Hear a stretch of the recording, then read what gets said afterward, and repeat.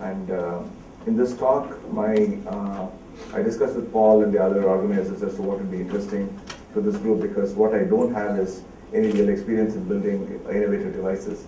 So I said, am I really useful in the session or not? They said that it will be useful to share some perspectives on product development, product management, because the one thing that I've been lucky to do in my 17, 18 years of my work life so far is I've been involved in developing perhaps what can be called innovative products. So this is really kind of we can go on for however long we want, depending on how interesting it is to you guys. What I've done here is I've kind of called out what I think are lessons I've learned based on mistakes that I've made, and what I try to employ in the way I think about products. It is, I don't have the power of wisdom to generalize these and say these are general truisms, or you guys should be following these rules or anything like that. This is what I can bring forward here. So that's all there is to it. I'm coming from that position of this is all I know. I'll tell you what I know. I encourage and would enjoy debates, discussions, points of view. I'm hoping that I'll get as much out of all of your collective wisdom. In fact, I think that I'll get more out of that, all of you challenging me and questioning me and having a discussion with me, than probably what you'll get out of me. So with that said, let's get started. So I've organized this it's kind of roughly a timeline, and I just called out some of the key products that I have worked on, because a lot of the way this talk is organized is centered around products that some of you may be familiar with, others might not, depending on your areas of expertise and experience and interest. So I'm going to be calling out lessons from various episodes that I've been involved in. So my working career started as a research assistant at the University of Illinois, and a place called Urbana-Champaign, where I worked at a center called National Center for Supercomputing Applications. This is back in 1995, when the NCSA had just developed Mosaic. So it was about 2 years after Mosaic was launched, and Netscape had not yet gone public, perhaps had just gone public. That was the time frame. Then we'll go to my next set of episodes will be around a lot of my work that I did in the context of as close to innovative devices as I got to was building personal area networks like Bluetooth sensors, things like that, back between, I would say 1998 and 2004. I used to work in a research lab at Motorola back then, so we got a chance to play around with stuff a little bit ahead of time. Some episodes from there. And then I spent 3 years working as a management consultant. All of this was in the US, of course. As a management consultant in a boutique firm, helping a lot of wireless carriers launch what was considered cool services of the day. They were streaming video, streaming music, DVDH, media flow, being able to watch TV on the phone, things like that. And then since 2007, I've been at Google, and I've worked on online commerce, analytics, and currently I work on Google Maps. So I'm going to be presenting episodes from all of these different contexts that I've been in. This is more of a personal journey. It's not so much about what these companies do or even what Google does. So the way this talk is organized is I have 3 slides for each episode. One slide on either an assertion I made to myself or what I would call a mistake I made.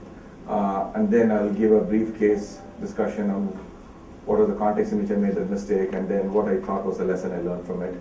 And then perhaps after every one of those, we can stop and open it up for questions and discussions and your own experiences, right?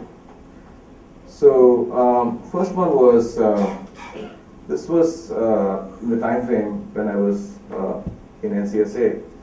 I'll be talking to you more about this, but the point was that my mindset, I was an engineer obviously, and a very, what can I say, I used to spend all my time in front of a computer. That's kind of the person I was. I really liked to write code a lot.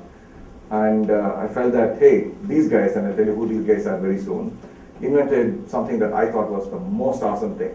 It blew my mind away when I heard about what these guys had done. And then these guys said, we're going to demo every aspect of what we have built. We're going to launch a demo, and the purpose of the demo is going to be show this, and this. And each of these thises were not features. This would be like a method to do something. This would be an algorithm. This would be some new way to inherit objects and things like that. And I said, of course, this is what you should do. Because as an engineer, you feel incomplete if the demo doesn't show everything that you've toiled over, right? This little thing and this and that. And these guys I'm talking about are people like James Gosling, right? People who invented Java. This is 1995. James Gosling and his team came to Urbana-Champaign to give a tech talk on Java. None of us could believe what we heard. It was so beautiful. It was like somebody took Smalltalk. How many of you know what Smalltalk is? Okay. So somebody took the purest of pure object-oriented languages that was around back then, and they made it, they kind of took that and they mashed it up with C++ and they made it look like such a beautiful programming construct. Whichever you looked at it, it was like, wow, this is awesome. And they had a demo, and the demo was called the Hot Java browser. How many of you know about the Hot Java browser? How many of you used it? It was the slowest browser that ever was. It was really painful to use. The problem was, everybody looked at it and said, so what's the big deal? Because, it didn't, but the people who built it could tell you how they've used this and that and that and this in Java, and it's got scripting and this and that. Most people couldn't. Compare and contrast it with Chrome. How many of you here don't use Chrome? Good. So, when Chrome was launched, on the other hand, I contrasted because I think these are really two extremes. When Chrome was launched, unless you were kind of somewhat technically oriented, doesn't have to be very technically oriented, you would not even have heard a term like V8. Right? I mean, it was the JavaScript engine that came with Chrome, which is what made a lot of things really go fast. But what you did see, you don't care how your stuff works. People care about what it does to them.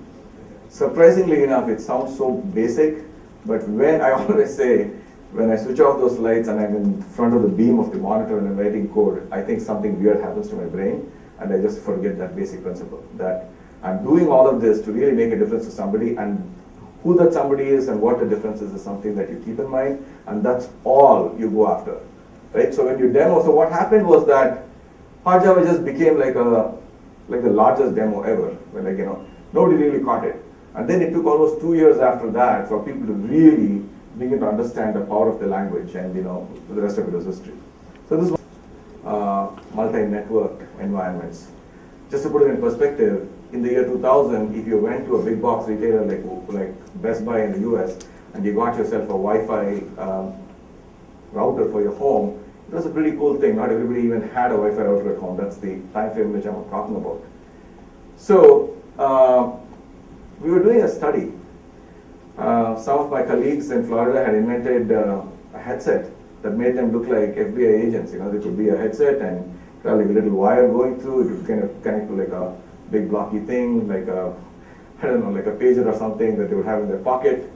And we wanted to see how well this would integrate with the culture of the people. Because when you're going to launch a product and you want to launch this so that millions and millions of people use it, it better be part of their lifestyle. So we did something very interesting. We took these devices, we all wore them. None of them were working, they were just dummies. They might as well be made out of styrofoam for all practical purposes.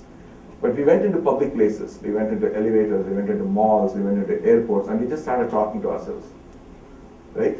And most of us thought this was like the weirdest thing we have ever done, because people around you really gave you weird stares, right? And at least A came back with this, look, this is so weird, it felt really weird.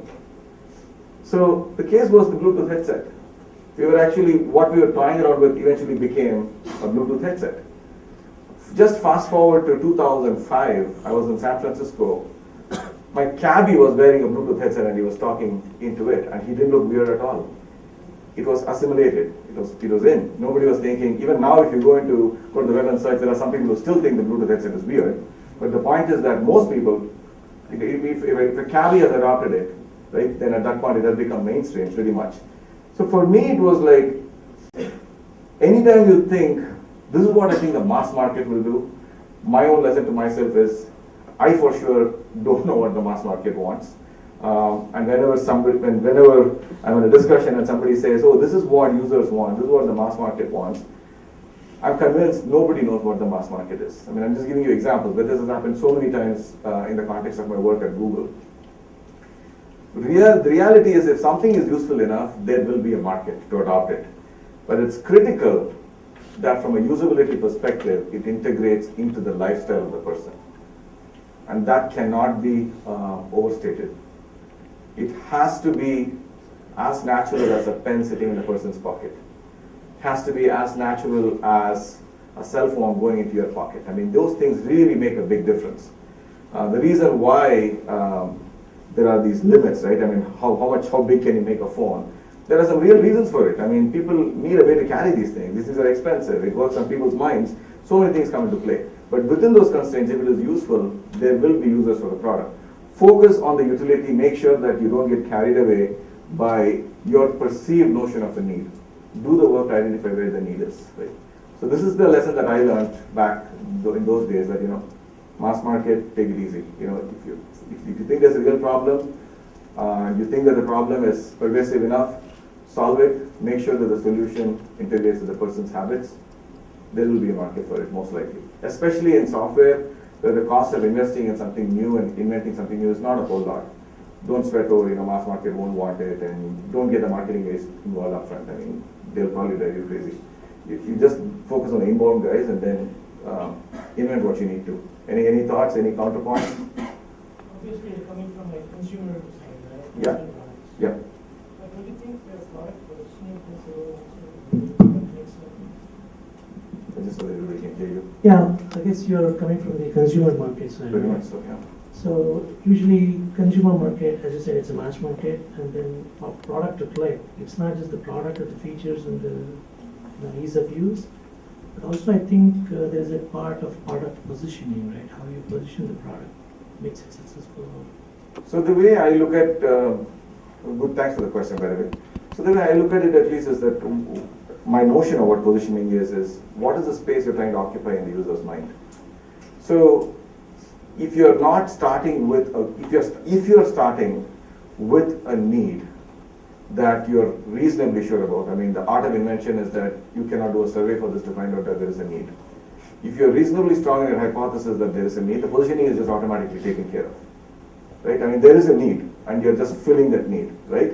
And so what you're coming up with is a product to address that need. The beauty is that for something like a Bluetooth headset, like a wireless headset, the user himself would not have thought about it. They would have only thought in terms of what was already out there, like a wired thing and things like that.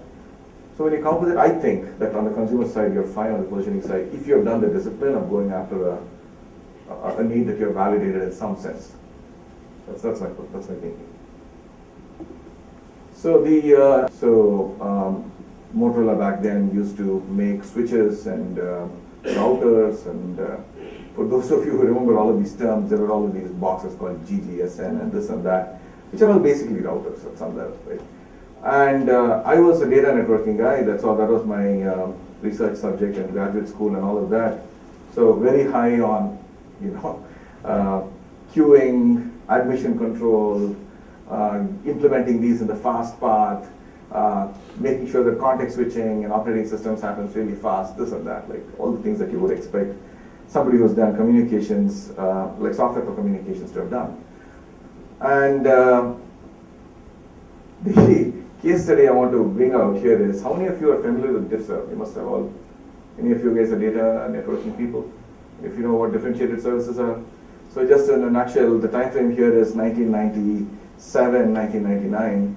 And back then, the internet used to provide just one class of service, which is called best effort. And if stuff gets to the other end, it gets to the other end. If it doesn't, you just retry. And you had protocols on top, which would kind of give you guaranteed service, but not make real-time guarantees, like TCP. Or which would say that we'll just get the packets across as soon as we can, but there's no guarantees on time. There's no guarantees of any sort. So you had things like that.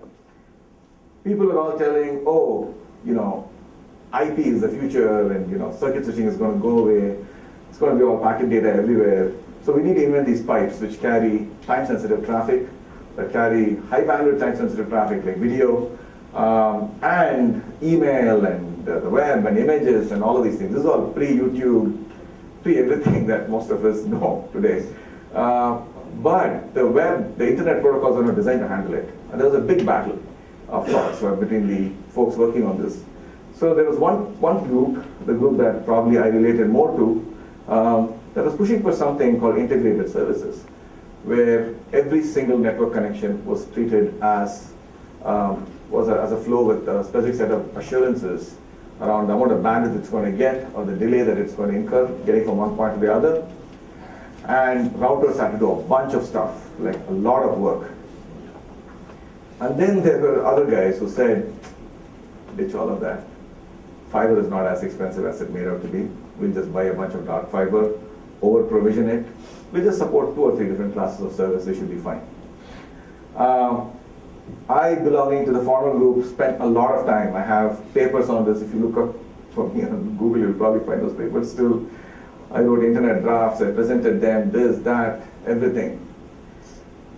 But the simple truth is, the web that powers most of us today, on which YouTube goes, Skype goes, Hangouts go, Facebook, Google, everything, it's all supported by the much, much simpler alternative, which is called DISA. It's differentiated services. So for me, the big lesson was, it's not great technology that leads to great products. It's good user problems that lead to great products. So if you're trying to find a great product, spend your time with an ethnographer, spend your time thinking like an ethnographer yourself. Try to look for problems. So in that specific case, the problems that routing companies, like companies that made routers, like Cisco and others are facing was, and the telecom companies were facing, was not one of capacity. They could get capacity. The France telecoms and the British telecoms and the AT&Ts of the world had no problems. They had a lot of fiber. In fact, they had purchased so much fiber, transatlantic fiber, they did not know what to do with it. So coming up with the fancy math and the algorithms that are required to provide these per flow guarantees and this and that, you were just solving a problem that nobody was having. The problem that people had was, given all of this capacity and this changing profile in the traffic that these networks are carrying, how do we quickly scale up and differentiate the type of services we can provide? Again, it was very, very humbling at the moment. Frankly, it was like a lot of noise back then. There were these folks working on ATM networks back then who also kind of jumped in and said, oh, this stuff is all bogus. But that's powering up the internet, and I don't think it has let down anybody so far. I think it's working out just fine. So the key point is, for me at least, was, especially when it comes to business products, don't go crazy. It's actually relatively easy to identify what those business problems are. You just need to spend the time talking to enough businesses, the right people in those businesses, all the different people who are going to be impacted by the technology, understand where the pain points are. That is the first step to creating a great product. It is not going to come out of staring at a screen and coming up with a great algorithm. It's a little bit different. That's my next mistake that I made, and something that I keep in my mind, especially when I build business products like I did with Google Analytics. I'll cover that a little bit later. This one is important, I think. So this one was in the time frame 2004 to 2007, and just to kind of put you back in that period of time, in the US at least, this was the time when the context was telecom operators, wireless telecom operators had bid a bunch of money, like tons and tons of money, billions of dollars, acquiring spectrum for 3G. And nobody wanted it. Nobody wanted it. Nobody cared. It was like, you keep advertising for, you can do this, you can do that, you can get so many megabits per second data on the air. It was a joke. You got TV ads like this. And nobody knew so what? So what if you got all of this data on the air? Nobody knew, right? And I used to work at that time as a management consultant advising a lot of these wireless companies. And the very dominant thought was, hey, people will pay for 3G. People will pay even for 4G, maybe NG, simply because they can access the goodness of the web from wherever they are. So it used to be such a joke. The use cases used to be like, oh, and this is an important trend to keep in mind, I think, because I've seen this play out over and over again. Those who are closest to the investment, closest to the technology, have a tendency to see the world, they're optimists. They have a tendency to see the world in a way that makes the technology so important. So as an example, the use cases would be, oh, yesterday my daughter was telling she was hanging out with her friends and she absolutely wanted to listen to Billy Joel and she couldn't.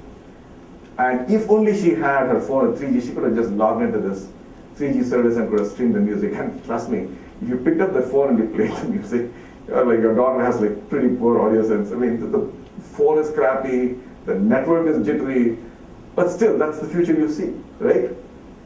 So the case in point I want to make is the following. I laugh because it brings a joke to my mind. So this was, all of this was happening with the wireless carriers. But something else is happening at the same time. These are the options that a consumer was faced with if you really wanted to listen to music wherever you wanted to go in 2004. You had those, if I might say, clunky looking phones on the left. You had the clamshell phone up there, and that's actually video playing on the phone.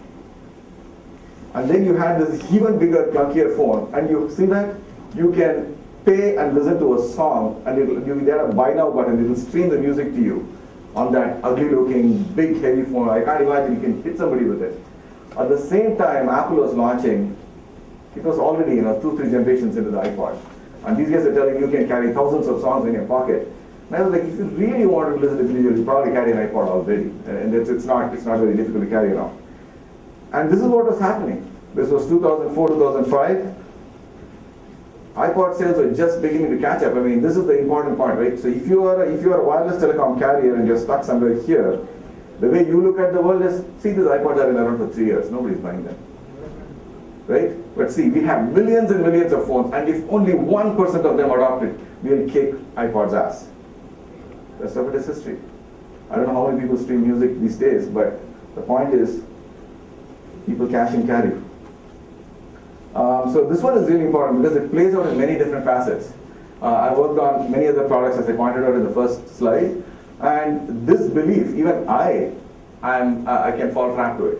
If I'm very close to a product that I'm building, I would love to see the world in a way that the product is indispensable, near indispensable. And if I'm an investor in a product, I tend to think that, yeah, this is actually really going to change the world. But it's really good to surround yourself with people who are frankly sometimes skeptics of what you're doing, because they can force the truth of the situation on you far more easily than you will be able to. It's like falling in love with someone. It's very difficult to see the negatives in the other person. It's better to have somebody to just push and ask, is this person really that good? I mean, it's that way. So this is one. Related one is, the main lesson for me here was that people will pay for all of these fancy networks, in my humble opinion, if it is about communication. The communication, I mean, whether it's WhatsApp, whether it is Facebook, whether it is, talking to somebody on the phone. Those are the places where I think the power of staying connected anywhere really comes. For everything else, memory is just a very, very dominant alternative to bandwidth. People will cash and carry. People are very, very happy to download. I mean, just look at the number of people in India who have smartphones which are not connected to the data network at all. These guys are all sideloading content and watching it. It is, why not? Why should they pay so much money to stream all of this stuff? There's no clear value proposition to any of these things. It would be a great situation for the guys who are running these services, but that doesn't change the reality. So the power of a network, I think, in powering up an application is directly related to how much that application is about communication, as opposed to entertainment and things which can be cashed and carried. And trust me, next time you hear that people who absolutely want to know the latest and greatest news, it's probably wrong. People are most of us are probably news junkies, most people out there are not. So it's communication which really drives it. And communication is people invent everything from yo to this and that, all of that is communication, that's fine. But for everything else, I have not seen a very good reason why caching and carrying your content is not a good alternative. So when I build products, I always try to check why the hell should this work? Why is streaming necessary for this? Why can't we support disconnected operation where I can just download the content and carry it with me and then I sync? So sync becomes more important than real-time streaming in many of the cases that I work on products. So another trap that I've fallen into is, I made this assertion when I was building a system called the liquid media system, where we were trying to say, this was in the year 2000, 2001, something like that. Most of this was my time as an engineer. The assertion was, in the future, this product will be the killer app. It was a very common frame of mind, right? You said, you know what, back then the assertion was the following, or the context was the following. The bet was that we said that phones would become like iPads. How many of you know what an iPad is? Okay, so for the rest of you, this is what an iPad is. An iPad was a PDA, and it was a really nice PDA. It was really nice because it had a color screen, it had a pretty powerful processor, and most importantly, you could get a sleeve as an accessory. And into that sleeve, you could insert PCMCIA slots. You had PCMCIA slots into which you could insert PCMCIA cards. So this is an email that I sent to one of the mailing lists where you had other programmers tinkering with this product. I said, hey, I want to run an experiment. I want to plug in like a memory card, a Wi-Fi, a Bluetooth antenna, all of these things, these PCMCS slots. How do I write code for this? I have some problems with Bluetooth here, help me. This is what the device even look like.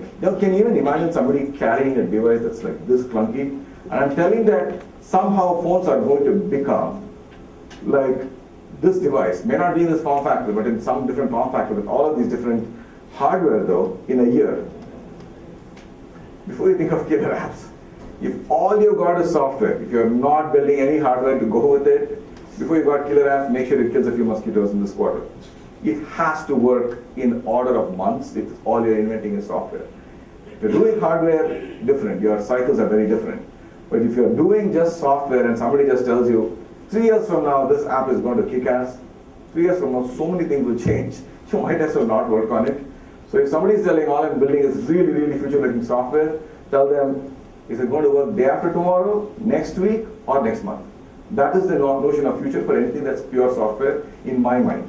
When somebody says, this is like future, software for the future, people are going to do this, devices are going to do that, like, are you God? How do you know all of these things? Things are going to change, so many things are going to change. So that's the lesson I got from that experience. So when we build software these days, the focus is always, assume that you're going to get it wrong. Go with the best guess you have, because with software, the trade-off is very different. The cost of making a mistake is far lesser when all you've got is software. When all you've got is an online service, the cost of making a mistake is much, much lower than when you had to print things, even when you had to print things on CD and it was a software. Definitely much lower than building hardware and distributing it. So get it reasonably right, build it out there. If you get it wrong, big deal, you can go back and iterate on it. It's not like you need to make these big predictions about what's going to come up in the future and things like that. There is software to kill mosquitoes, apps to kill mosquitoes. Oh, really? Okay. That's a good one. Okay. So, this one, yeah? What's your take on hardware? Frankly, I'm not very qualified. I've not done too much work on hardware myself. The best thing I would say is that when it comes to hardware, or for that matter, anything that's not purely realized in software, I would definitely spend far more upfront time to convince myself that the need is real. If the need is real and the time scale to invent a solution for it is going to be long, then do whatever you can to accelerate it. I mean, whether it is kind of building a crappy piece of hardware, getting it out there, and I would still follow a few principles. Make sure that the need is real. 2 is still iterate really fast. Because the options you have today with ODMs and all of these guys is very, very different. You can quickly conjure up things, you can quickly build things and get it out there, iterate, so on and so forth. I would still do the same thing, I would think, with hardware. So this one is from my time at Google. And the assertion I had, the return to the mistake was, we got amazing scale. It's obviously differentiated in the market. Right? I mean, it sounds like you're hearing this all the time. You've got superb scale, must have amazing, you must be differentiated in the market. Well, I'll give you a story. I was the founding product manager for a product called Google Analytics Premium. It's not launched in India yet, but when we launched it just in the US and UK. This was in 2010, 2011. Why do I talk about this product? We had scale. Google Analytics, how many of you don't use Google Analytics? How many of you own a website? How many of you who own a website don't use Google Analytics? Okay. It is used by a lot of the web. A lot of the web uses Google Analytics, right? I mean, in double-digit percentages, for sure. It's got, every single activity on that website leads to a hit on Google, and most users don't notice glitches on Google Analytics because of that scale. So I do feel very proud about what the engineering team did. Amazing product. But there's a problem. As you keep getting bigger in terms of traffic, either as an advertiser or as a publisher, the usefulness of Google Analytics will begin to drop. And if you are large enough, it will actually plummet. So forget the scale of an Amazon or an eBay, and there are other obvious competitive reasons why they wouldn't use Google Analytics. But even if you look at a site like Travelocity or in India, MakeMetrif or something, you're too big. Google Analytics would not be able to deliver for you. It will be tardy, it will be slow, the reports will be sampled, all sorts of problems will come. I cannot go to Travelocity and say, I've got amazing scale, my service is fail-safe, please use it. Because all that Travelocity cares about is how well does the product work for him. or her. That's it. They kind of don't care that you support 2-digit percentages of the web. Seriously, why the hell should they care? All they care about is how well does it work for me, right? So now, that's a really important part, and I'll elaborate this on a bit. Your scale is, practically speaking, irrelevant to your users, unless you're selling that scale to them. I mean, Google Cloud Services and Amazon Web Services is a different story. You're selling them that scale. You're telling them that I can give you so many CPUs and so many cycles and so much memory. That's a different story. There again, all that your scale is getting is it's lowering your cost. You're able to give them a lot for lower price because of your scale. But simply because your service scales like crazy doesn't necessarily, is not necessarily a good thing if it is coming at the expense of not meeting your customers' needs, which was a big lesson for me. So when I went and met with all of these guys, I used to work on AdWords before I did analytics, and I used to deal with lots and lots of very, very large advertisers. And I systematically saw the more valuable an advertiser was to Google, the longer it took for them to get their reports. Right? I mean, it was still, what can I say, blazingly fast compared to what they cared about, so they were still getting it. But because I had access to my logs and looking at the performance, I was like, wow, look at this. It is like so much slower to generate a report for this big advertiser compared to all of these little guys, which is just crazy, right? You would think that if somebody is really valuable, things happen much faster, right?